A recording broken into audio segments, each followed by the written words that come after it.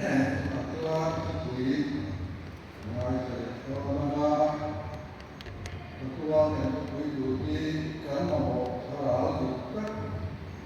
cái mà một sau đó thì tất thì kita ambil win di desa ini sama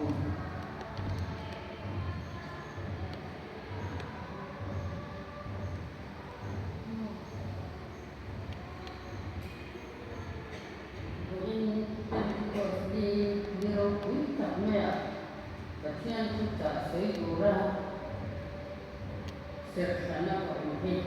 kalau dia itu tak dilebih pun ham dia orang baik kopi rot pun dia các hành trình đồng mấy chủ ở tiếp cận nhớ cho mấy nha cầm ma cần có sự tu khách chuẩn này hùng này khác còn rất tu khai nhỉ thì chú còn rất tu các cái này để được không tu là cái này chuẩn anh vừa là cái là anh khác anh đâu còn mất tất cả ở đâu nha mà cái còn muốn là giải khai là thua mà rồi thì ra cái phải tôi ra rồi anh kia cái để mà anh cũng có cả thì chứ phổ biến cả tin cả đâu cũng mấy ạ mà sẽ ra rồi rồi bạn kia cũng như là cái này rồi anh nghĩ là luôn nha nắng mà nha tôi sẽ được phải cái mà có tiền nha cái này chỉ một cái là gì đó mà nghĩ nó vào cái sợi của chú nó là sợi đẹp chú có ổn rồi nắng mà cái gì khác dạ và các gia đình chúng ta tất cả sĩ gia các gia vẫn sẽ phải truy và sĩ ra thành ra cái đó có này anh nhìn phương luận nó cái nó có cổ quyền nhà ya họ nó đã mắc người sẽ có người là nhiều chỉ khác cả con đến mà xem của mình rồi con để mình của nắng mà thế ya phương luận là dân đi ra ngồi thì đấu gì anh làm gì để ta cả cho nên phải có phương chơi đấu gì mình mua cái ya để cho cần mình của cả để mà sẽ thổ để đi thổ thân nên trong khăn có ổ thì rồi ya kan trong tuổi đời thì ya nên anh xuôi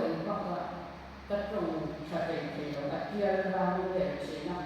thường lấy bà trong một cái xuôi hấp mấy种hấp mấy cả chú đi con cái này cái gì con đi cấm có các con thì các sao ba kiểm về cho tụi con sổ không các có mà đối diện đầu sản tổ khoan thì vừa xảy ra mà xem các thầy thuốc đó có một thủ có một số tục và phan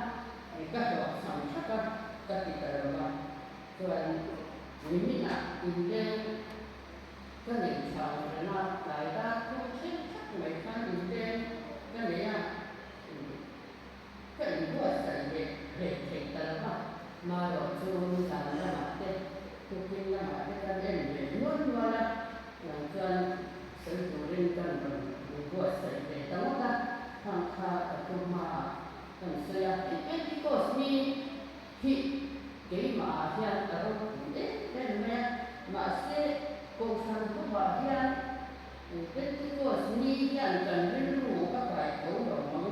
thì cái này của mà thực dân và riêng cấu căn không phải khác cái riêng của sau đó chiang riêng của nó về ông đàn đi cái bản năng của đề là bạn ra đang nhìn thấy về là sau đó chiang riêng số nó chẳng là chiang về là đầu căn cái riêng của sự chỉ nhìn dữ đó rồi cái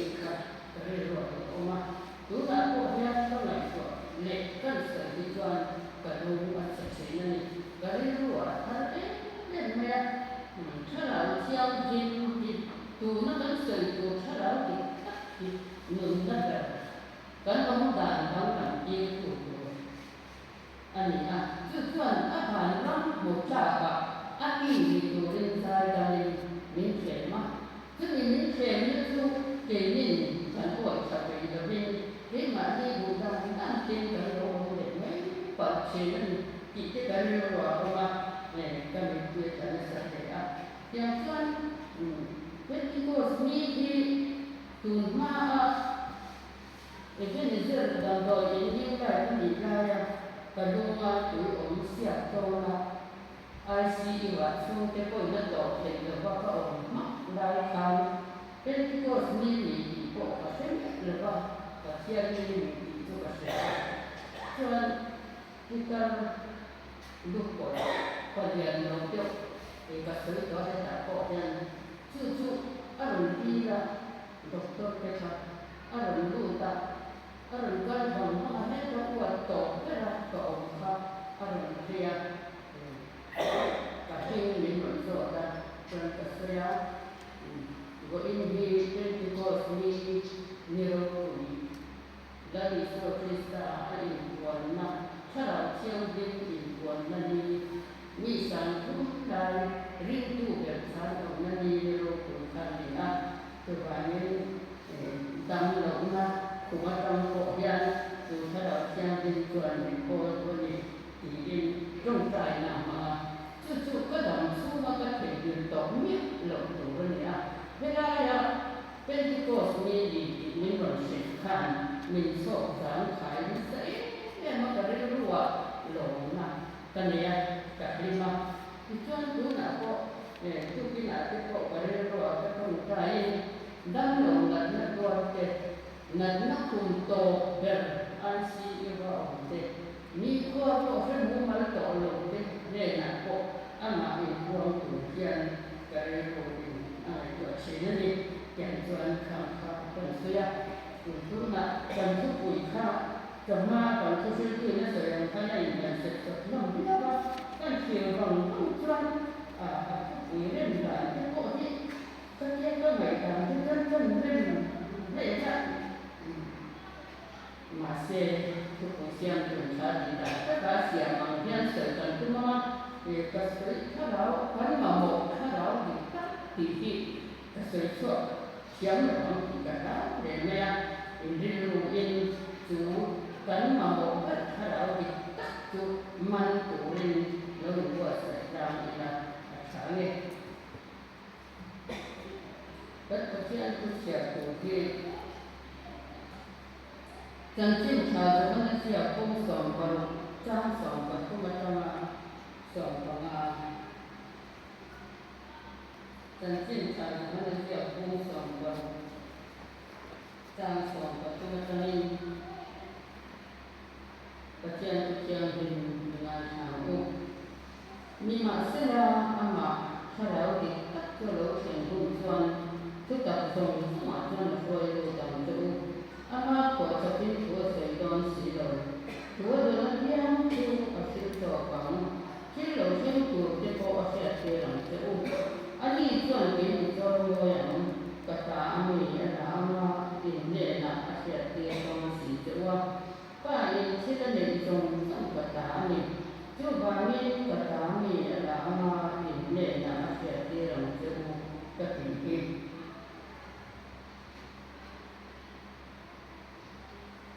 Sebenarnya saya pun kontaknya bungi jang kata jang kum lalu siap sedang sebenarnya saya pun kontaknya bungi jang kata ini duta jauh sarau mesong riusu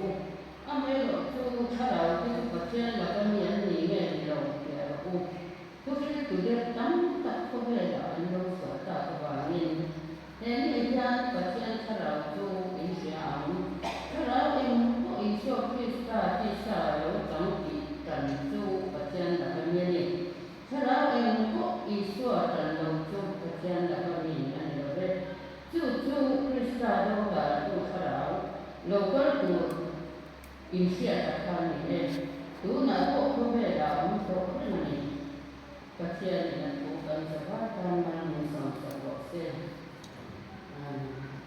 Kasihan dan punya diri tuan. Oh nangkang berpai kasihan tu tak kosan oh mengatung. Buat ini Pentecost ni rompun tak kosan hutan minta bela kan dong nak dong tu manusia. Kan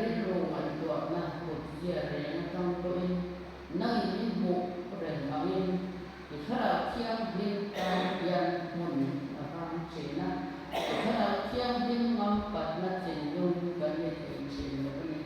chú văn chuột anh mình bôi nạ bộ ra bên phố anh chơi đấy là nắng mai cái vụ đam các cái chú thà đâu thì tất cả vào một giờ chú những việc anh mình thì cái gì cũng xung mà không ông để nan để cái gì cũng ở đấy tập mình thì đến chuyện thà đâu chuyện chuyện chú ông cái mình tổ ni xem rồi để tôi ta là cần quân phải là tôi đấy cần quân là mình coi tôi đấy nên nói tôi là lý do vì sao mình cần gì đấy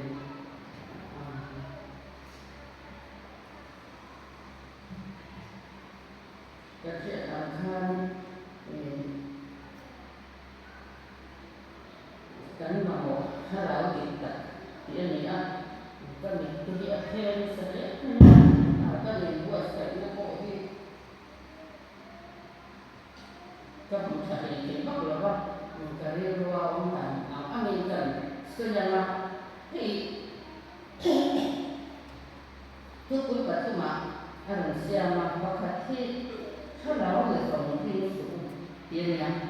pandai nanti kalau kita jual isu atau hei jual mah kan tu pun pakai dengan cara yang jualan. Jadi betul nanti kalau kita cakap nama, jadi kan betul mengangkat sekali. Dan tu mana ni kan sampai kalau tanggung mai kan dia ni dimana kan kan orang mai hoki an oma cung lek kadente zurut dam doi dot soi jin mi bụng jin hiện sa lão anh nhìn tất cả hiện sa lão dần hiện áo tắt sẽ có cái mà sẽ cái làm cái tu cái sự cùng có anh đi đâu hiện hộ sa lão dần hiện về sa lão đi tắt thì cần hiện mà ông thì nó này cho nên là cái tôi có phải là cái sẽ là khan đủ tất cái u sa lão là dòng riêng số aja thì sa lão là dòng bị ấy nhiều thì không hàng ngày tôi là cái điều qua ở đâu ở mấy đàn là cho thì sa lão thì tất thì cần siết thịt lộc cần siết chiếm mấy xí lộc mình phơi để tuổi thì nghỉ cái sẽ tiền chuẩn cái gọi tiền họ mà cần tiền là khăn cần tu tiền để cần phơi tu tiền để họ khăn để sau đó là họ để ăn nhiều tiền để mà cần sẽ chịu tội mà ăn xong không để cần một cuốn là dùng mấy là mà thì thu phí chủ tiền thì anh đâu sửa cả các bạn mình thu phí chủ tiền thì chủ tiền là gì thì tiền là người tự đi là thu phí chủ tiền thì cần tặng về không mấy thì hắn nó sẽ đào đâu nó mà cần tặng nó xa ở trên không phải nó cần cho hắn thì hắn nó sẽ đào thì mà anh gì có hắn đồ đấy thì mình cô là thì hiện tại là mình việc mình có cần rồi thì là ở đâu cũng thế để mà cuma akan kecuali orang itu orang kemudian akan tidak sekali orang yang itu yang tu pasien kalau sendiri kan semua yang saya dan jadi nak kan saya itu pakatnya kan ini pun nak tuan pakat ini pasien itu saya mikui market tu yang mikui antian thì cái bộ em đó mà ní tùy ông nó sơn quá thì chụp áp bộ đầu tiền cả sáng mẹ rồi cả đến lúc chân cái chữ nhị tùy mất cái đẹp xe rồi thì cái đẹp đông rồi cả mất khi rồi đẹp rồi cái gì cả mất khi rồi đẹp chân chân là mình em là thuốc cổ lộ thuốc hổ mấy mấy cái sự cho nên nó không biết đâu nè mà sẽ có trên cái đó thì chắc chắn mà một sự xóa tung cái nhà bà nhà đó chân kamar tekin minum ini cap ro tiga dari kamar minum tekro ini kasar itu sewa tu kinh bộ và tu sự tu man và để cả sự tổ chân thành ngày khác cái nguồn thế này nhiều khác tu nạn của cả mà thì rồi để cả sát tu là thì cái đó người dùng ở kia bay là cần thức khuya con nó sẽ ra là mong chắc nghe và nghe sử dụng thì được anh nhỉ thì cái đó người dùng thì cái này sử nó sẽ có cái độ khá nhỉ thì lại cái gì nó cái đó có sử có thì cần sử dụng cái gì nó cái đó cái chẳng gì cái mà gì thì làm đủ năm riêng đủ thấu riêng đủ và trên cổ đủ năm in mình ở chùa mà thì chuyên là cái cổ hi hạt nó đầu sẽ là pian là kiện ở đây sẽ cross nằm chân đầm nó nằm là để lúc còn lệ nó nằm là em bỏ thì chân chít là buồn thật là em bỏ khá khá điểm nó khá ở đây tuấn chỉ này để cần nó điểm vui bộ phát triển lá sẽ cần là chân đầm nó nằm là anh chuyên cross nằm là thì cần điểm vui sẽ em chỉ là nên ở lúc còn lệ nó nằm thủ ở cái chuyên ở lúc còn lệ nó nằm để cần tùy chỉnh phát triển khác thế khả năng và thiên nó được tất cả mình dâu ra mà mấy tất cả mình bể đi cần ta nửa nạ để mà nè nó để nửa nạ ở đó nó mình sửa nạ cả mình bể anh lấy rồi chú nó chú mình sửa nó để chú mai sáng và mình dâu ra riêng từ mắt xả tên khá ráo chẳng khả anh mình anh chẳng thọ và thiên khá ráo lim này na anh tua mà anh làm múc na trong khan mình mở in này na mình mở in thảo phật na in mà lấy nó đi lộ khan sẽ cho nên để ở cả chút chuyện cũng rằng nó phải đem để nó phải sổ cả đấy mà để với chân của đem chút chuyện ở đó phải này sẽ cho nên mình mất thật được mà sẽ cho nên cần phải động lại mà chút thì không biết cái này điều gì mình không biết có mình anh có gì sợ cả mình làm quan trọng cho cùng tập anh phải nó có để phải đi ra có lệ miết tội đầu muốn miết tội đầu tuổi anh không sang được trên thật và gia đình anh được quy định và tất cả các quý chính tội nhìn tội của anh được quy định thả người ra rồi anh này các dòng thân thì anh thì anh thành in anh được tổ chuẩn sọ thể đến là vậy in ngày nó số quân lộ anh tổ thay nó buồn nặng anh ta bay vô thì tất bộ này xem anh xin phải tội rồi hiện anh có thể ra đây thì có pin anh xây chứ kia chưa sẽ tất là hiện thế mà chút cần khuyên phụ tinh nhận cần cũng quá tiền anh may một năm được không anh khắp năm được không và thiên cái đó nhiều dưới chiều chứ mày đóng mình được không chỉ anh chút bụi người không xe vào một khăn in một để một khăn sưởi xe đó để xe và thiên đóng chút ngày đóng thì biết rằng là cái đó thiên biết nhiều dưới chiều chứ mày đóng mình được không anh giống chỉ tổ cho anh chưa biết thế là tụ mà anh phải cái riêng rồi thì nó ngồi của anh khắp năm được này mà xếp nó cần phải buổi trao phía là tham phía lâu rồi thì cả các người phía ở đầu đầu thành phía miệng chuột khá đào thì nó có gì chỉ ta chiếc cái bên ở đâu đó mà khác nhiều chiếc khác bộ phận các bạn và có thể để xin nó cho mình quan cái bộ phần lâu lịch thích cái bộ cái gì thì khác nhiều khó khăn làm nó chỉ xuất và lắm vẫn bỏ ra để làm nó còn khác không phát lộ gì in con bùi cái bộ in con bùi kia cái là gian tuổi khác anh phát lộ giờ thì phải xuất tình thọ trần nhiều có cái tuổi thì phát mẹ vẫn hỗ trợ người anh nói chân cần chết thì là tấm cái bàn gian thì nó trở qua thật tích in con bùi mình là cái làm sao mà cứ chuyện cả thật ở chỗ chỉ là chú bảo dân thế vẫn làm bình na hạt na hong bian sẽ tân là mình phải như sẽ em raถ้าเราlàสมัครmình rồi sửa sạch tanถ้าเราเองมีได้อีกเสียได้จังสร้างเองมีได้อีกใหม่ได้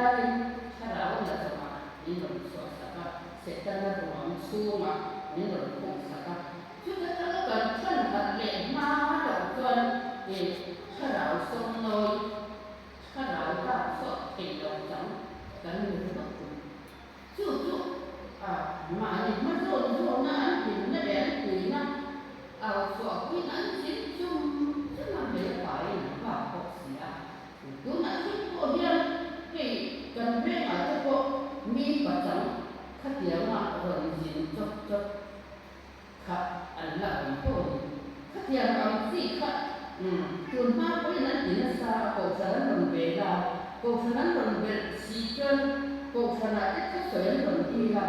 โกสารเลี้ยวคนลงมักขาอันงามสีละละอันนั้นตัวยาอันนั้นรถคันลิ้นนัดเด็กอัดลาลิ้นนัดสักเลยมาเสียอันหัวเนี่ยตั้งเสียคันอันจิตุคัน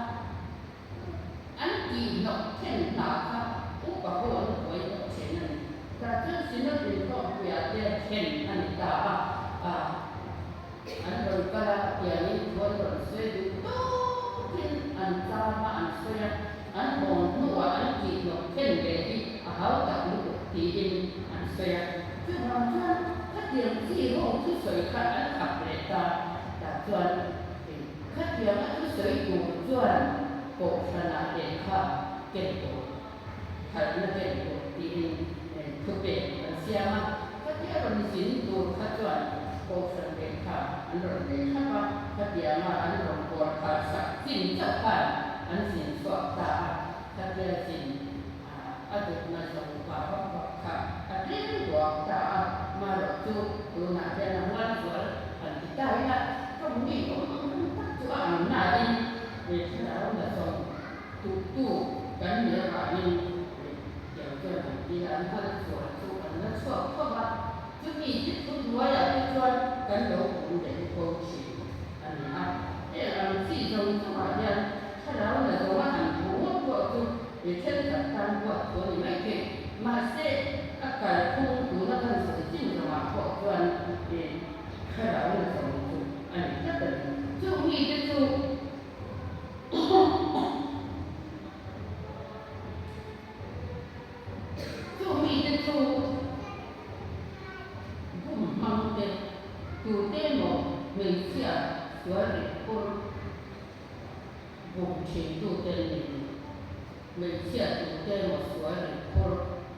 yang kalau kita ni tu, kerja kita anu rumah, anu nak orang sini. Kerja butuh kan, mereka rumah dia bangsa ni ni dia ada dia, kalau ni kan dia macam yang cara orang tu, Krista imat lo, pasien tu mangsi, setiap nak pasien tu masih awal di sini tak orang makan atau bukan penting untuk amal mengenai dia itu sejalan lam sejalan lingkungan sejalan dia mendung tak dalam Cina masih lam lagi tapi kalau pernah dia bagi kalau kita kadang kadang yang tuhin kadang kadang dan kadang tapi karena layak kan ini adalah yang diproses ai tu Krista ni ane berat ai orang hati kat minum kat jual kita habis jadi poin ni lebih jangan poin ini yang kujuan lah alam kendian rilu apa misalnya memang ai orang hati dengan kasihan orang nasong misal sekali di kanมีกลมโตนักสินต้องเขาจะอัดมิ้นนี่จุดยังกลมโตนักตู่ไอโอคริสตาก็มานี่ไงด่านไปyaมานี่ดูด่านไปyaมานี่รินด่านไปyaมานี่เช็ดด่านตีเงะตรงนั้นไปyaแล้วที่โอคริสตาจะมาสวนนะไอโอตัวนี้ตู้จวน he Sarau na zon la ka ya akima lan padan anun ape a lan padan a o ka anun zon supe in ni tinin adun zon saban kai tora in danin anun abong him to chenani arin nanun ka abong him to chena tukiama lin na mai ni gawin tuan na po awama pathian ta na seom tuan tu asong ta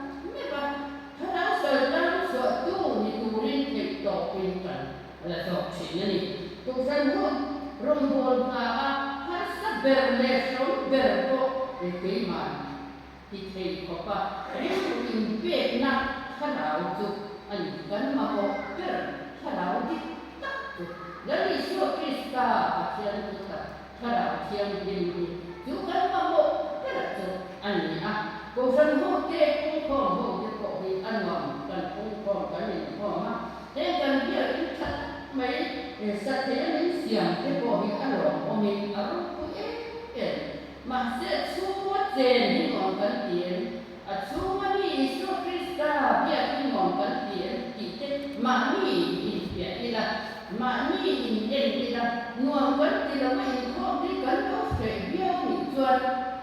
cái thà đâu cần biết mình cái việc thì mình chỉ có mìnhเป็นเปลี่ยนคนคนหมดเลยนี่อินข้อที่ทำอินข้อคุยเรื่องหรือว่าเราจะได้ยัดหนอจบว่าโอ้น่ะได้ดอกไปนะสุดไอชวนบ่อินอ่ำเสร็จสมัยอินข้อที่เขาเป็นท่าเลยจุดริมจู่ถ้าเราดิบในจู่ส่วนเสร็จโอ้มาที่เราเลยนะอินถ้าสมมติเราบอกสิเราคุยโฆษณาพวกเขาไปเสร็จละไอ้ข้อมูลนั้นส่วนเป็นข้อไหนถ้าเรียนอ่ำริมจู่โฆษณานี้พัฒนาตาเลี้ยงไม้จู่อันนี้ต้องชี้นั่นนี่ถ้าเราติดตักกันมาบอกเกิดถ้าเราอินะมีส่วนจะจู่จุดบางเพื่อนจุ่มและในส่วนคริสต์การ์ทุกตักนุนนะมีช่วยอยู่อาเฮียนกันเองอาเฮียนอามากันริมตักเมื่อวิคอยหัวเนี่ยไว้หน้าเฮียนกันเรื่องบางทีผู้หนาเงี้ยอะไรไงตัวนั้นสวยโบราณชงชวนเหตุข้าเราเที่ยงดินเดียนตัวเด็กเราเรียนเลยนะไงตัวนั้นสวยโบราณช่วงอายุเท่านั้นก็กันโบเด็กก็ยังอักขินน้ำมันเตะอักท่องเที่ยวน้ำมันเตะนับแม่กันหันสวยชิมมาเสร็จแล้วนุ่นนะเอาแบบว่าถ้าเราเที่ยงดินชวนอะไรละทุกสิ่งทุกอย่างมังอันเด็กชวนไอ้นั่นนี่มาเสียมังอันเราเลยชวนไอ้ที่เดียนะถ้าเราเที่ยงดินเร่งคุยเห็นนะอันนี้สิ่งนี้ซึ่งเราเชื่อกันเรื่องรู้ที่เรียนนี่กันคนโบราณคุยเองมันไม่เกี่ยวกันไหนมีแต่อีสิบชีนเรื่องผู้กันนี่มีแต่ช่วยเรื่องเสด็จผู้ชีนกันนี่ที่จะบอกมานี่ละกันเรียนรู้กันสู้ดีกันเช่นว่าตัวเองเหตุการณ์ที่ส่วนนี้ถกอัตุมทัศน์มิเชียอัตุมามิตีรัวอัตุมาที่ถ้ากันส่วนไหนตัวนั้นส่งที่จะบอกคริสต์การ์เนี่ยนะเช่นเป็นว่าอินเป็นทุนเนี่ยนะส่วนไอ้เสกหมายถึงว่าไอ้พวกว่าอันเนี่ยนะอมเร็จสิ่งนั้นที่ข้าไม่ค่อยรู้กันหัวนี่อันเนี่ยนะก็ป่าเนี่ยนั่นแหละกันหลงกันมาอันเนี่ยนะกันอมเร็จมันอันที่ก็ไม่ดีช่วยกันมาอันนี้เชื่อท่านหลงมาอันนี้มัสยิดมาอันนี้ดูดานั่นหนูมาอันนี้เรื่องไงตัวนั่นโจมเล่นตุ้มมาอันนี้ไงดานั่นอินจิเล่นตุ้มกันหนิช่วงวันถ้าเราเที่ยงดินดีอันนั้นก็เห็นแล้วก็กันแน่นะตัวสวยเท่เราช่วงวันนี้กันก็มีอินเตอร์นะกันสู้ว่าเที่ยวฉลองส่งไปประเด็นถ้าเราเที่ยวดินกันเรียนรู้ก็รู้กันมาโมกุลประเทศทุกตักและมีส่วนที่ถ้าเราเที่ยวดินดีกันตานะแต่ละชุดกันดำลงคุณนักว่ามีอมตู้กันคุณละอมเรียนรู้ดินนั่นนี่เป็นตู้อันนี้ชุดกันที่รุ่งกว่ากัน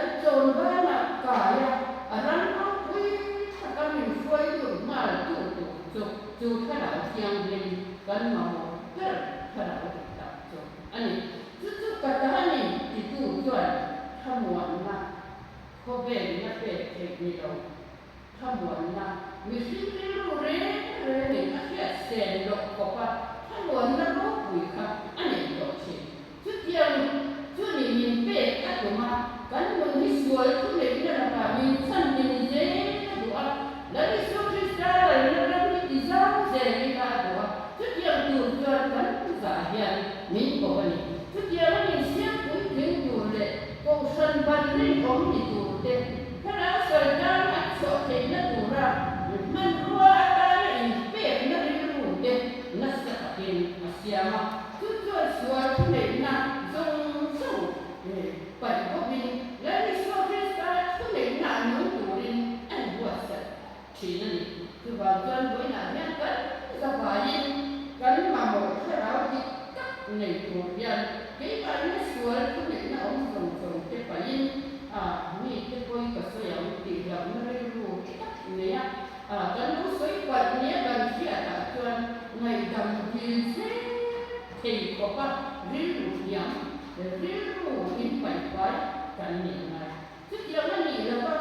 กันเชียงผู้เจริญกันเสียจน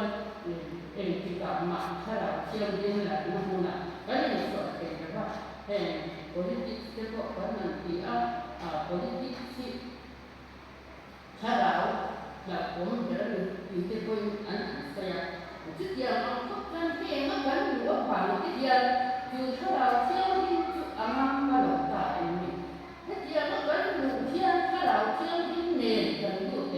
itu kok kan insip kan ini yang lain ya kan main nanti kan mas contohnya chúng punya soal empati ya còn ông mà cái ông lồ thì tôi ini một chút tuổi nó cái này thế nào khách hàng xa đi và thiên nhiên nó không cái để cái gì ra sau mà cần đi cái thật vợ tuổi cần đi nó có cần xem số chịu không cần chúng ta xem số chịu không phải rồi để đi số cái cái là nó đi thì ngày càng cái này hiện tại là chưa đi cần mà một cái khăn mình cũng rất cần cả là sẽ tất cả những chính trị những tình huống của các tổ qua những thành tựu cái là trong những tích tắc với nạn nhân cần mà một cái rồi không có nào có đi là politik xã có đi là thì dù đã lúc nào có đi là giúp lúc nào có đi là không ya ông mình là thế cần mà một cái yang dibudikan tuan rajuk na apa min untuk pada tuan kan ma aswain kan munzong semua arong pol tu ra min tak turin ai mana ni cuba tuan kan munzong song di luar ni kalau tiang di kom na tu mun ikian aku kita tuan ni tu lalu kami kan si semua mama yang min song suatu tu kan